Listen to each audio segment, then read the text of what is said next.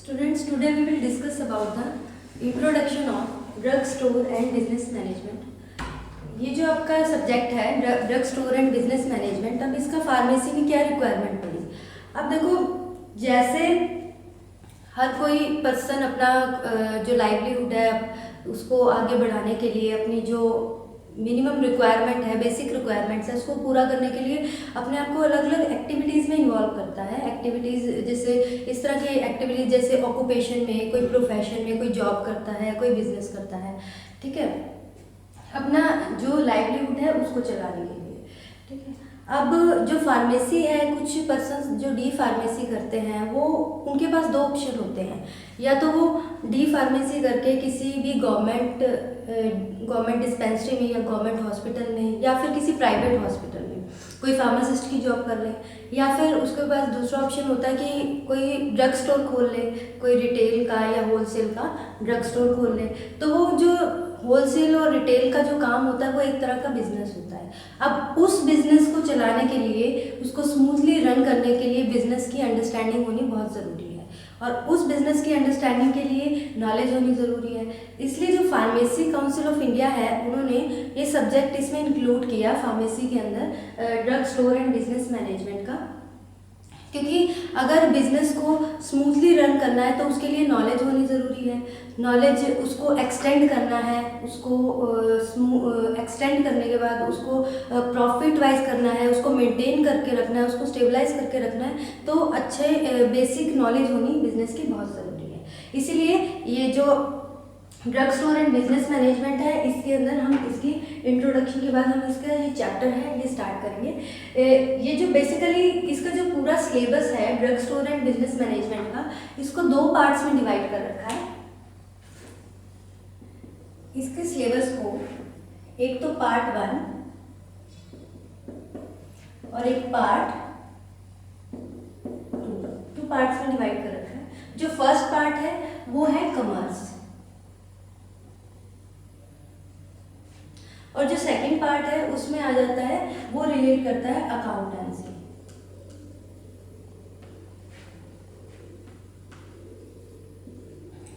जो कॉमर्स है उसके अंदर आ जाता है वेरियस ऑर्गेनाइजेशन, किस टाइप की ऑर्गेनाइजेशन, जो टॉपिक्स हैं जिससे ये रिलेटेड है इसके अंदर कवर हो जाता है। जैसे टाइप्स ऑफ ऑर्गेनाइजेशंस आ जाती हैं,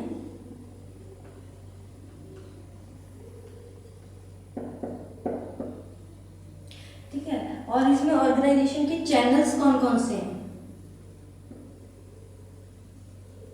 चैनल्स कौन कौन से हैं वो आ जाता है इसके अंदर, ठीक है। अब इसमें और क्या इंक्लूड होता है, बैंकिंग, फाइनेंस, ठीक है, सेल्स प्रमोशन,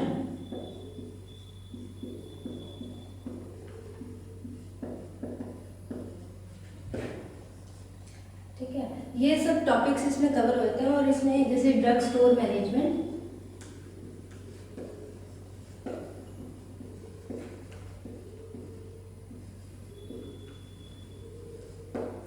ये सारे टॉपिक अब कॉमर्स के अंदर आते हैं, ये सब इसमें कवर हो जाते हैं। उसके बाद जो हमारा जो सेकंड पार्ट आता है drug store and business management में, वो होता है अकाउंटेंसी का। अकाउंटेंसी में क्या आ जाता है, अकाउंटेंसी में मोस्टली जो टॉपिक्स कवर होते हैं, जैसे अकाउंटेंसी कंसेप्ट क्या होता है, अकाउंटेंसी कन्वेंशंस क्या होती है,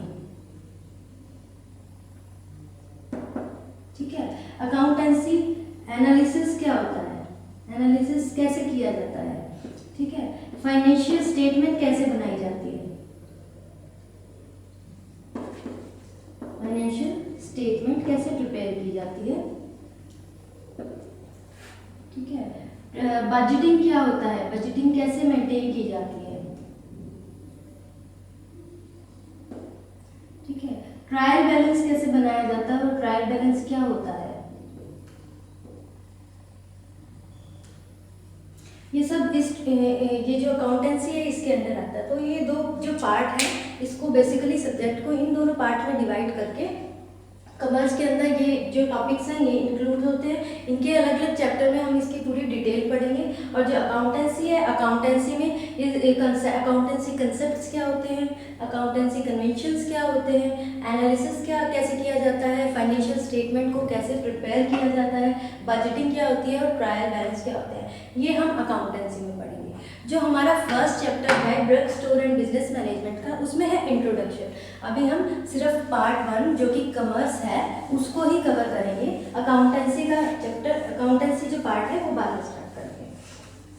तो आपको अगर मान लो कॉमर्स आ जाता है, कॉमर्स में अलग अलग टॉपिक आ जाते हैं, तो अभी हम इंट्रोडक्शन करेंगे। जो इंट्रोडक्शन है, इंट्रोडक्शन में हमने कौन कौन से टॉपिक कवर करने हैं कॉमर्स में, इसके अंदर टॉपिक आ जाते हैं। जैसे आपका जो फर्स्ट चैप्टर है उसमें जो टॉपिक कवर होंगे वो है कॉमर्स के अंदर ट्रेड।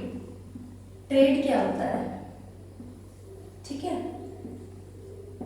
ट्रेड क्या होता है, ठीक है। कॉमर्स क्या होता है, उसके बाद इसके क्या फंक्शंस होते हैं, इंडस्ट्री क्या होता है, इसकी टाइप्स क्या होती हैं, फंक्शंस क्या होते हैं इसके, ठीक है। इकोनॉमिक्स क्या होता है और मैनेजमेंट।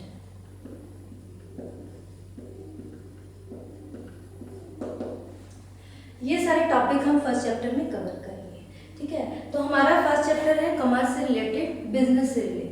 अब बिजनेस की बात करें तो बिजनेस को 2 कैटेगरी में डिवाइड कर दिया गया है। जैसे ये बिजनेस है,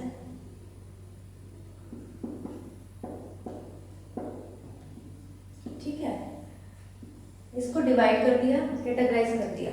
एक तो इंडस्ट्री में, इंडस्ट्री,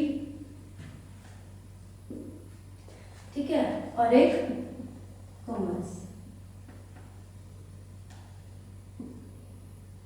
ठीक है। अब कोई भी चीज है, कोई भी, सबसे पहले कोई भी इंडस्ट्री का क्या काम होता है, इंडस्ट्री में कोई भी रॉ मटेरियल है उसकी क्या होती है, प्रोसेसिंग होती है। रॉ मटेरियल है, ठीक है, प्रोसेसिंग हुई इस रॉ मटेरियल की, प्रोसेसिंग होने के बाद क्या बन गया, फिनिश्ड प्रोडक्ट बन गया,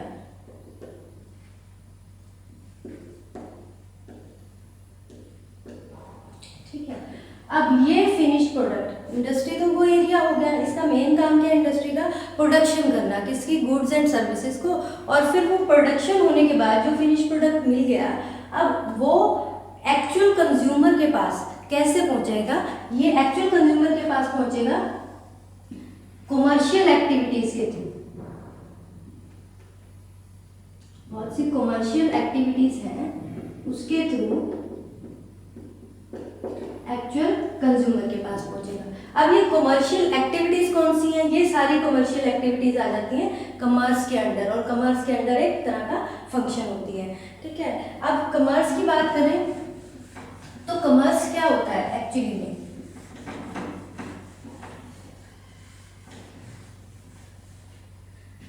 commerce is that aspect of business activity. ये उस तरह की बिजनेस एक्टिविटी है जो कंसर्न करती है, which concern with distribution of goods and services produced by the industry.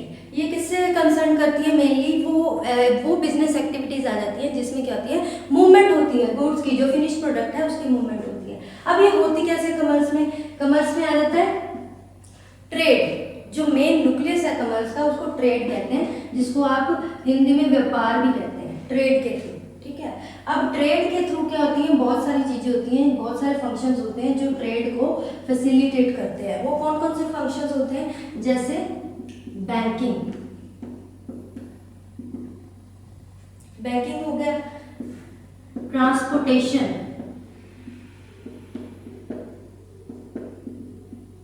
ठीक है, उसके बाद इंश्योरेंस,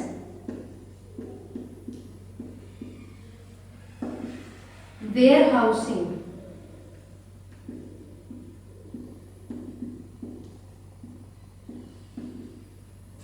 ठीक है, ये सारी चीजें, एडवर्टाइजिंग,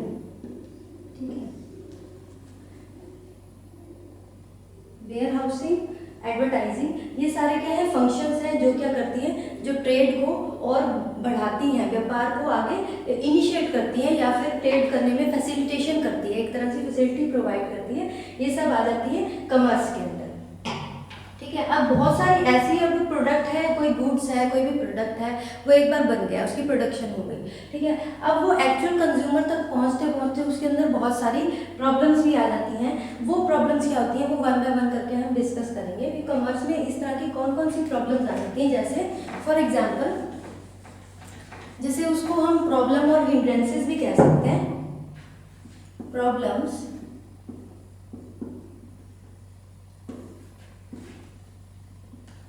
हिंड्रेंसेस, कौन कौन सी प्रॉब्लम्स आ जाती हैं, कौन कौन सी हिंड्रेंसेस, रुकावटें आती हैं जब एक फिनिश्ड प्रोडक्ट जो एक्चुअल कंज्यूमर तक पहुंचता है उसके अंदर एक तो प्रॉब्लम आती है problem of person, problem of exchange, problem of time, problem of place, problem of knowledge,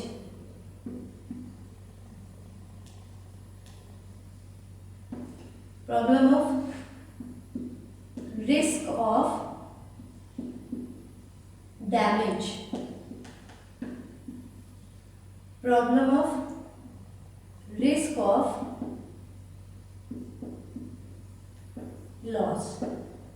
ठीक है, ये कुछ जो प्रोडक्ट बनने के बाद जब एक्चुअल कंज्यूमर में यानी मार्केट में पहुंचता है उसके दौरान किस तरह की प्रॉब्लम्स आती हैं और उस प्रॉब्लम को ये कॉमर्स के थ्रू कैसे रिजॉल्व किया जाता है।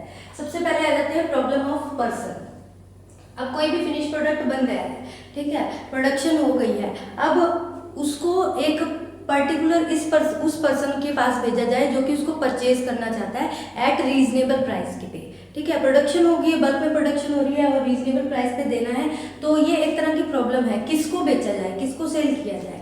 ठीक है, तो इसको ओवरकम करने के लिए जो कॉमर्स का मेन फंक्शन होता है ट्रेड, इसको न्यूक्लियस भी कहते हैं, ट्रेड के थ्रू, व्यापार के थ्रू हम इसको जो प्रॉब्लम है इसको ओवरकम करते हैं। नेक्स्ट जो हमारा आ जाता है वो प्रॉब्लम्स या फिर हिंड्रेंसेस ऑफ एक्सचेंज। अब कोई भी फिनिश्ड प्रोडक्ट है, ठीक है, प्रोडक्शन हो गई, ठीक है, किसी भी प्रोडक्ट की प्रोडक्शन हो गई, मैन्युफैक्चरिंग कर दी, फाइन फिनिश प्रोडक्ट बन गया, ठीक है, अब वो दे रहे हैं, उसके बदले में क्या लेंगे, मनी। ठीक है, अब मनी की ये प्रॉब्लम है कि जो पेमेंट का मोड है वो कैसा होगा, कब करनी है पेमेंट, कहाँ करनी है और किस वे से करनी है, तो ये भी एक तरह की प्रॉब्लम है। क्योंकि देखो प्रोडक्शन होती है वो कभी भी स्मॉल स्केल पे नहीं होती, वो लार्ज स्केल पे ही होती है। ठीक है, तो उसमें इन्वेस्टमेंट भी ज़्यादा होती है। ठीक है, अब ऑर्डर ज़्यादा बड़ा होगा तो मनी भी ज़्यादा मिलेगी, ज़्यादा बड़ी अमाउंट में ही मनी मिलेगी। तो उसको ओवरकम करने के लिए जो कॉमर्स का एक फंक्शन है बैंकिंग, ये जो आपको बताया था बैंकिंग, ठीक है, बैंकिंग और भी जो फाइनेंशियल इंस्टीट्यूशंस हैं वो इसको रिजॉल्व कर देते हैं। कैसे, बाय लोन फैसिलिटीज़ प्रोवाइड करके, ठीक है, डिस्काउंट्स वगैरह प्रोवाइड करके, क्रेडिट फैसिलिटीज़ प्रोवाइड करके, इस तरह से बैंकिंग इस प्रॉब्लम को रिजॉल्व कर देता है, जो कि कॉमर्स का एक फंक्शन है, इंपॉर्टेंट फंक्शन है। उसके बाद आ जाता है प्रॉब्लम ऑफ टाइम। अब देखो कोई भी प्रोडक्ट है, फिनिश्ड प्रोडक्ट है, उसको बना लिया, ठीक है, अब ये है कि उसमें जब दोबारा जो फिनिश्ड प्रोडक्ट है उसकी प्रोडक्शन और कंजप्शन, ठीक है, अब प्रोडक्शन है और कंजप्शन के बीच में कुछ टाइम गैप तो होगा ही, ठीक है, तो जो बनाया हुआ प्रोडक्ट है उसका क्या करें, तो उसको रिजॉल्व करने के लिए हम क्या करेंगे, उसका जो स्टॉक है उसको स्टोर करके रखेंगे। स्टोरेज के लिए क्या चाहिए, वेयर हाउसिंग, जो गोदाम नहीं होते, आपने देखा होगा कई बार शॉपकीपर के पास जाते हैं, कुछ कहते हैं कि हमें ये चीज़ इस तरह की ये चीज़ चाहिए, तो वो कहते हैं शॉप पे नहीं पड़ी, आप वेट करो मैं देख कर आता हूँ, तो वो कहाँ जाता है, वो गोदाम में जाता है, जिससे क्या होता है जो कंज्यूमर को एक्चुअली जब जो चीज़ चाहिए वो उसको उसी टाइम अवेलेबल होती है। वैसे ही प्रोडक्शन में जब लार्ज स्केल पे प्रोडक्शन होती है, जितना भी जो भी प्रोडक्ट है, ठीक है, अब उसकी प्रोडक्शन ऑर्डर आएगा, ठीक है, ऐसा तो नहीं ऑर्डर आएगा एकदम से सब कुछ तैयार हो जाएगा, ऐसा पॉसिबल नहीं होता। तो एक जो टाइम गैप होता है प्रोडक्शन के बीच में और एक्चुअल कंजप्शन के बीच में, ठीक है, उसके बीच में जो प्रोडक्ट बना है उस प्रोडक्ट का क्या किया जाता है, स्टोरेज की जाती है। तो उसको ओवरकम करने के लिए वेयर हाउसिंग की फैसिलिटीज जो फंक्शन है कॉमर्स का है वो इसको ओवरकम कर देता है। उसके बाद नेक्स्ट आ जाता है हमारा प्रॉब्लम ऑफ हिंड्रेंसेस के बाद आ जाता है प्रॉब्लम ऑफ प्लेस। अब देखो फिनिश प्रोडक्ट बन गया, ठीक है, जो भी फैक्ट्री थी, इंडस्ट्री थी, उसने कोई भी है प्रोडक्ट, गुड्स है, जो भी उसने बना दिया। अब वो बनाने के बाद उसको पर्टिकुलर जगह पे जहाँ पे उसका ऑर्डर आया है उस पर वहाँ पे पहुँचाना भी है, ठीक है। तो वो अब दूर भी हो सकती है, पास भी हो सकती है, ठीक है। अब उसको पहुँचाने के लिए क्या करा जाए, इसको ओवरकम करने के लिए आ जाती है ट्रांसपोर्टेशन। कॉमर्स का एक फंक्शन है ट्रांसपोर्टेशन। वो ट्रांसपोर्टेशन अब बाय एयरवेज हो सकती है, बाय रोडवेज हो सकती है, ठीक है, या बाय रेलवेज हो सकती है, लेकिन वो डिपेंड करता है कि कितना प्रोडक्ट है, प्रोडक्ट कितना आपको कहाँ पहुँचाना है, और डिपेंड करता है कि उसकी वैल्यू कितनी है प्रोडक्ट की। अब ऐसा नहीं हो कि इतना वैल्यूएबल प्रोडक्ट नहीं है, जितना हम पहुँचा रहे हैं ट्रांसपोर्टेशन में उससे ज़्यादा खर्चा लग गया हो, ठीक है, उसके ऊपर डिपेंड करता है, और कितनी वो दूर जगह है और ऑर्डर कितना है, उन चीज़ों पे डिपेंड करता है। तो ट्रांसपोर्टेशन ये जो प्लेस का जो हिंड्रेंस है, प्रॉब्लम है, उसको रिजॉल्व कर देती है। उसके बाद जो नेक्स्ट हिंड्रेंस और प्रॉब्लम आ जाती है वो होती है नॉलेज। नॉलेज में क्या होता है, इसमें बहुत सारे ऐसे प्रोडक्ट्स होते हैं जो कि फिनिश प्रोडक्ट बन गए, ठीक है, बहुत अच्छी क्वालिटी के मैन्युफैक्चरर ने या फिर प्रोड्यूसर ने अपना प्रोडक्ट बना दिया, ठीक है, लेकिन अब उसको वैसा पोटेंशियल नहीं मिल रहा कस्टमर से, मतलब कि जितना आउटपुट अच्छा उसको मिलना चाहिए। तो इसमें क्या कमी रह गई, इसमें ये कमी रह गई कि जो भी कंज्यूमर है या कस्टमर है, एक्चुअल कंज्यूमर कस्टमर को ये पता ही नहीं उस प्रोडक्ट के बारे में, तो उस प्रोडक्ट की नॉलेज के लिए उसको क्या करना पड़ेगा, पब्लिसिटी और एडवर्टाइजमेंट। ये भी एक कॉमर्स का फंक्शन है, उसको ये करना पड़ेगा जिसके कारण ये जो प्रॉब्लम है रिजॉल्व हो जाएगी, ठीक है, या ओवरकम हो जाएगी। उसके बाद नेक्स्ट आ जाता है risk of damage. Risk of damage में ये बता रखा है कि अब कोई भी प्रोडक्ट है, ठीक है, वो फिनिश प्रोडक्ट बन गया, ठीक है, तो ड्यूरिंग द ट्रांसपोर्टेशन कर रहे हैं या फिर उसकी मैन्युफैक्चरिंग करते वक्त, ठीक है, मिस हैंडलिंग हो जाए, ठीक है, तो वो स्पॉइलेज हो जाए, उसको डैमेज हो जाए, ठीक है, तो उसको ओवरकम करने के लिए क्या करना चाहिए, पैकिंग। ये भी एक पैकेजिंग, सेफ पैकेजिंग होनी चाहिए, पैकेजिंग, ये भी इसका एक फंक्शन है कॉमर्स का, ठीक है, ये इसको ओवरकम कर देती है। उसके बाद नेक्स्ट आ जाता है रिस्क ऑफ लॉस। अब देखो इतना ह्यूज क्वांटिटी में प्रोडक्शन हुआ है किसी भी कंपनी में, किसी भी मैन्युफैक्चरिंग कंपनी में इतनी लार्ज क्वांटिटी में प्रोडक्शन हो गया। मान लो ड्यूरिंग द ट्रांसपोर्टेशन एक जगह से दूसरी जगह सामान जा रहा है, कुछ ऐसा इंसिडेंट हो गया कि सामान डैमेज हो गया, ठीक है, ट्रक जा रहा है, ट्रक पलट गया, ठीक है, या फिर सी रूट के थ्रू जा रहा है, शिप है वो डूब गया, इस तरह से नुकसान हो गया, या फिर वेयर हाउसिंग के अंदर कुछ भी फायर वर्क्स हो गया, कुछ आग लग गई, इस तरह का कुछ सिस्टम हो गया, तो उससे क्या होता है, वो लॉस हो सकता है। अब लॉस को भरपाई करने के लिए एक जो इसको ओवरकम करने के लिए कॉमर्स का एक फंक्शन है इंश्योरेंस। तो इसमें क्या होता है, अलग अलग तरह के इंश्योरेंस होते हैं जो भी प्रोडक्ट है, ठीक है, इसमें जैसे लाइफ इंश्योरेंस हो गया, जनरल इंश्योरेंस हो गया, मैराइन इंश्योरेंस हो गया, अलग अलग तरह के इंश्योरेंस होते हैं जिसकी प्रीमियम भरी जाती है टाइम से, ठीक है, और अगर कोई भी लॉस होता है तो आपको उसका कंपनसेट इंश्योरेंस कंपनी के थ्रू मिल जाता है, ठीक है। तो ये बहुत सारी प्रॉब्लम्स थी कि जब एक फिनिश्ड प्रोडक्ट है तैयार हो गया, वो कैसे एक्चुअल कंज्यूमर के पास पहुंचेगा, कमर्शियल एक्टिविटी के थ्रू पहुंचेगा, और कमर्शियल एक्टिविटी क्या करेगी, वो ट्रेड, व्यापार के थ्रू, जो कि जो व्यापार था उसमें ये डिफरेंट एक्टिविटीज होती हैं, डिफरेंट फंक्शंस होते हैं जो ट्रेड को फैसिलिटेट करते हैं, बढ़ाते हैं, ठीक है, और ये कुछ प्रॉब्लम्स हैं, ये प्रॉब्लम्स खत्म करने के लिए कौन हेल्प करता है, कॉमर्स के अलग अलग फंक्शंस होते हैं, वो इसमें हेल्प करते हैं, ठीक है। अब आ जाते हैं ब्रांचेस ऑफ कॉमर्स। आगे हम चलते हैं, जो नेक्स्ट टॉपिक है हमारा वो है branches of commerce. Mostly 2 branches होती हैं कॉमर्स की, अगर हम देखें तो एक तो ट्रेड होता है, ठीक है, और एक एक्टिविटीज रिवॉल्विंग अराउंड बिजनेस, ठीक है, 2 ब्रांचेस हैं।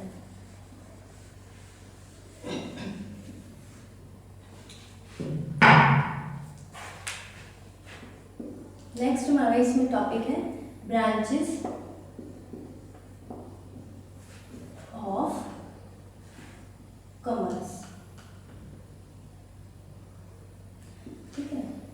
इसमें दो ब्रांचेस होती हैं कॉमर्स की। एक तो आ गया ट्रेड, सेकंड है एक्टिविटीज,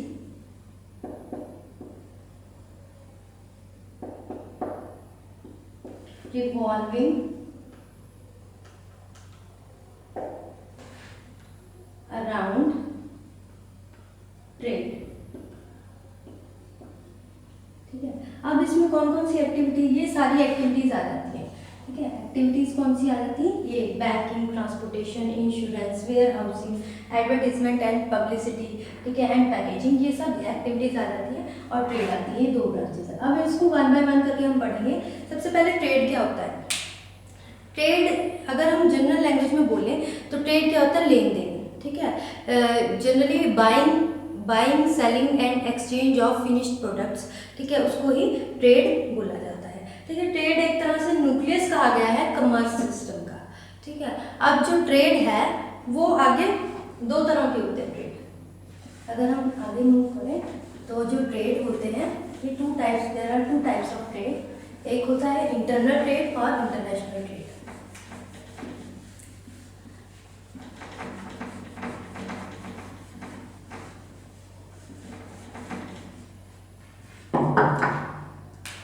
ट्रेड की कैटेगरी लें तो ट्रेड दो तरह के होते हैं। एक होता है इंटरनल ट्रेड और एक होता है इंटरनेशनल।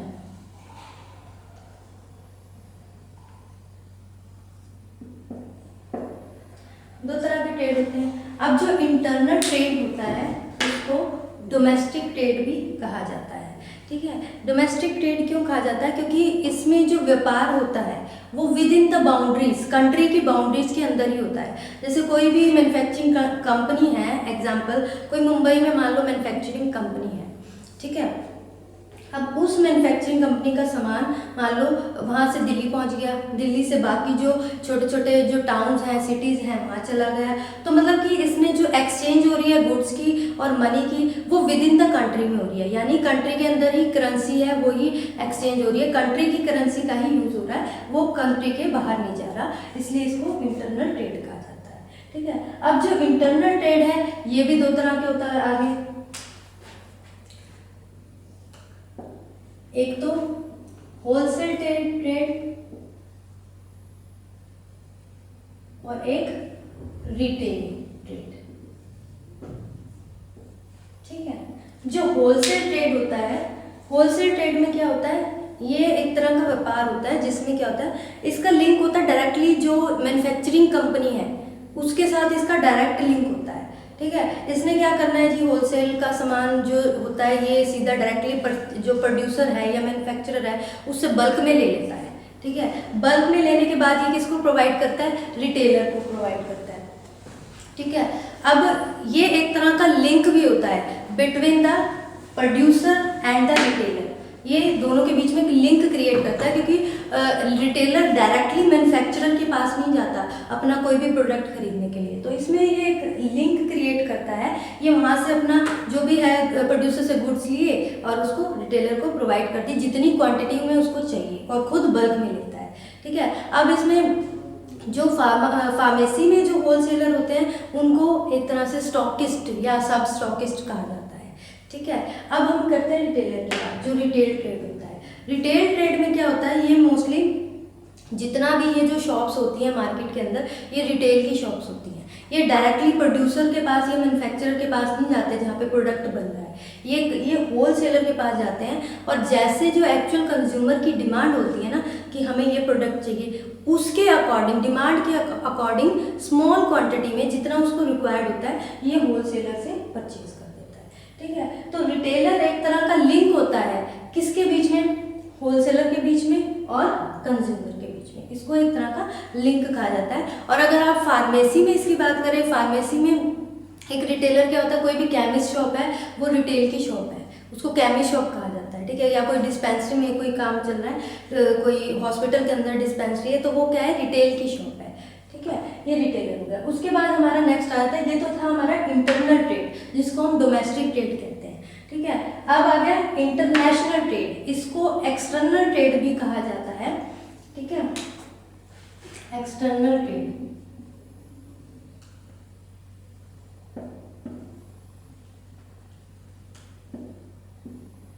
और इसको फॉरेन ट्रेड भी कहा जाता है, एक्सटर्नल के साथ फॉरेन ट्रेड भी कहा जाता है। क्यों इसको फॉरेन ट्रेड कहा जाता है? क्योंकि इसमें जो प्रोडक्ट का और मनी का, करेंसी का जो एक्सचेंज हो रहा है वो कंट्रीज की बाउंड्रीज के बाहर भी हो रहा है। जैसे इसमें जो टाइप्स होती हैं, ऐसा नहीं हो कि कोई प्रोडक्ट है इंपोर्ट हो रहा है, एक्सपोर्ट हो रहा है, तो इसमें वो ट्रेड आ जाता है। और ये 3 तरह के होते हैं आगे फर्दर।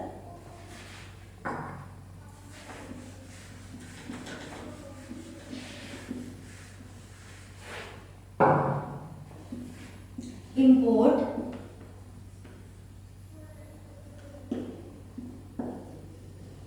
एक्सपोर्ट,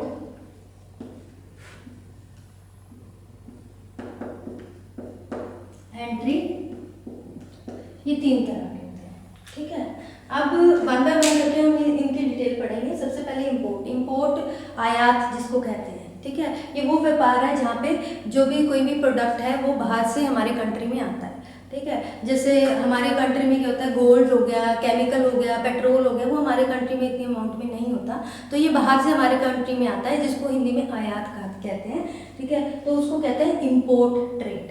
उसके बाद आ जाता है एक्सपोर्ट ट्रेड। एक्सपोर्ट मतलब कि हमारे कंट्री से बाहर के कंट्री के साथ दूसरे कंट्री, फॉरेन कंट्री के साथ क्या करना, ट्रेड करना, उसको एक्सपोर्ट कहते हैं। जैसे हमारी कंट्री में टी, कॉफ़ी बहुत अच्छी क्वांटिटी में होती है, तो वो अच्छी क्वालिटी में होती है, तो यहाँ से हमारे इंडिया से एक्सपोर्ट होती है, बाकी कंट्रीज में जाती है। ठीक है, अब ये तो हो गया आयात, एक्सपोर्ट हो गया निर्यात। अब जो एंट्री पोर्ट है, ये क्या चीज़ है? इसको री एक्सपोर्ट भी कहा जाता है, री एक्सपोर्ट भी कहते हैं। इसमें क्या होता है, इंपोर्ट और एक्सपोर्ट दोनों होते हैं। जैसे किसी कंट्री से कोई सामान है, कोई भी फिनिश प्रोडक्ट है, हमने मंगवा लिया। ठीक है, अब वो जो उसका जो फिनिश प्रोडक्ट हमने मंगवाया था, वो ही हमने किसी अपनी नेबरिंग कंट्री को दे दिया, यानी पहले इंपोर्ट हुआ फिर उसको एक्सपोर्ट कर दिया, तो उसको क्या कहते हैं, एंट्री पोर्ट, री एक्सपोर्ट। अब फार्मेसी के अंदर फार्मास्यूटिकल कंपनीज भी हैं जो क्या करती हैं, अपनी जो मेडिसिन हैं उसकी मार्केटिंग के लिए दूसरे कंट्रीज़ में भेजती है, वहाँ से इंपोर्ट भी होता है, एक्सपोर्ट भी होता है, लेकिन उसके अंदर कुछ कंडीशंस हैं, वो कंडीशंस फुलफिल होनी चाहिए। ठीक है, जैसे कि इंटरनेशनल स्टैंडर्ड ऑफ फॉर्मुलेशन वो मेंटेन रहना चाहिए, इंटरनेशनल स्टैंडर्ड ऑफ पैकेजिंग भी मेंटेन रहना चाहिए। ठीक है, फूड एंड ड्रग अथॉरिटी के थ्रू क्लियरेंस मिलना चाहिए। इस तरह के कुछ कंडीशंस हैं जो कि फार्मास्यूटिकल कंपनीज अगर फुलफिल करती हैं तो ही वो अपनी जो मेडिसिन हैं या प्रोडक्ट्स हैं उसको एक्सपोर्ट कर सकती हैं या इंपोर्ट कर सकती हैं, यानी आयात या निर्यात कर सकती हैं। ये हो गया हमारा ट्रेड। अब इसमें जो फॉरेन ट्रेड है उसके बहुत से एडवांटेजेस भी हैं और डिसएडवांटेजेस भी हैं। एडवांटेजेस क्या हैं, देखो फॉरेन के साथ ट्रेड होगा तो फॉरेन एक्सचेंज होगी, जिसके कारण क्या होता है, जो कंट्री है उसकी इकोनॉमी राइज करेगी, गवर्नमेंट को भी ज़्यादा पैसा आएगा तो कंट्री की डेवलपमेंट में हेल्प मिलेगी। ठीक है, अब कुछ कई बार इस तरह की कंडीशंस हो जाती है, कोई नेचुरल कैलेमिटीज़ हो गई, जैसे फ्लड आ गया या फिर सूखा पड़ गया, कोई इस तरह की प्रॉब्लम्स नेचुरल कैलेमिटी होने के कारण किसी चीज़ की शॉर्टेज पड़ जाती है। अब उनके शॉर्टेज हो जाने के कारण अगर हम उसका एक्सपोर्ट कर सके कंट्री के अंदर तो वो प्रॉब्लम रिजॉल्व हो सकती है, तो ये इसका एक तरह का एडवांटेज हो गया। ठीक है, अब प्रोडक्ट्स हैं उसकी डिमांड बढ़ जाती है तो उससे क्या होता है, इंडस्ट्रियलाइजेशन भी बढ़ जाती है। ठीक है, इंडस्ट्रियलाइजेशन, जितनी ज़्यादा इंडस्ट्रियलाइजेशन बढ़ेगी उतना ज़्यादा प्रॉफिट होगा। ठीक है, तो ये और बाहर की जो फॉरेन प्रोडक्ट है, कंज्यूमर को हर तरह के प्रोडक्ट यूज़ कर सकता है, रीजनेबल प्राइस पे वो उसको अवेलेबल हो जाते हैं। तो इस तरह के जो फॉरेन ट्रेड है उससे कुछ एडवांटेजेस हैं और कुछ डिसएडवांटेजेस भी हैं। डिसएडवांटेजेस क्या हो सकते हैं, फॉर एग्जांपल जैसे म्यूचुअल डिपेंडेंस हो जाती है। म्यूचुअल डिपेंडेंस कैसे हो जाती है, जैसे अब कोरोना का टाइम चल रहा है, ठीक है, तो चाइना का बिल्कुल कट ऑफ हो चुका है, तो वहाँ से प्रोडक्ट ना आ सकता है ना जा सकता है, तो उसके ऊपर बहुत सारे ऐसे प्रोडक्ट हैं जिसके हमारा कंट्री उसके ऊपर डिपेंड